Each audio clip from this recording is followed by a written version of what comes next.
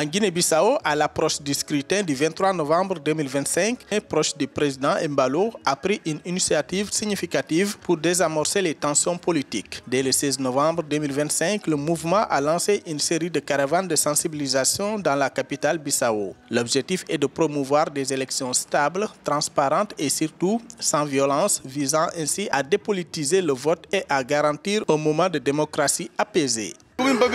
C'est l'heure de la maturité politique pour la jeunesse bissau-guinéenne. Le fait qu'une plateforme alliée au pouvoir actuel prenne l'initiative de prêcher la paix montre une certaine responsabilité politique. Cela envoie un signal fort aux autres partis. Jouons le jeu démocratique, mais dans la dignité. Les élections de novembre 2025 doivent être un modèle d'apaisement. Le lancement des caravanes marqué par des rassemblements et des échanges citoyens a suscité l'enthousiasme, notamment au sein de la tranche d'âge des 18-35 ans, souvent la plus instrumentalisée en période électorale. L'économie souffre à chaque période d'instabilité. Nous, les entrepreneurs, avons besoin de calme pour investir et créer des emplois. Le message de la plateforme républicaine est pertinent. Soutenir le président Embalo, c'est aussi soutenir la stabilité.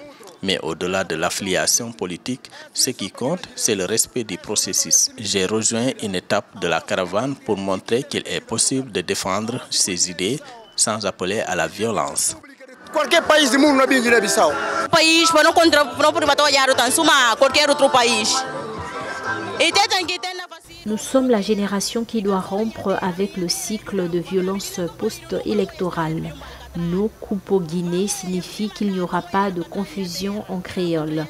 C'est exactement notre objectif. Nous allons dans les coins les plus reculés du pays pour expliquer que la défaite ou la victoire se passe dans les urnes, pas dans la rue.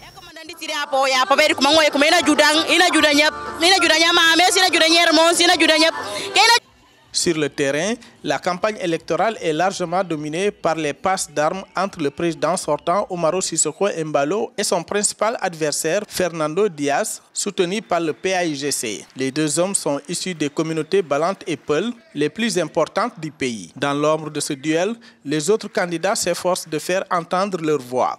L'ancien chef d'État José Mario Vaz appelle l'armée à une stricte neutralité, tandis que João Bernardo Vieira, neveu de l'ancien président assassiné en 2009, axe sa campagne sur la promesse de l'établissement d'une commission de réconciliation nationale.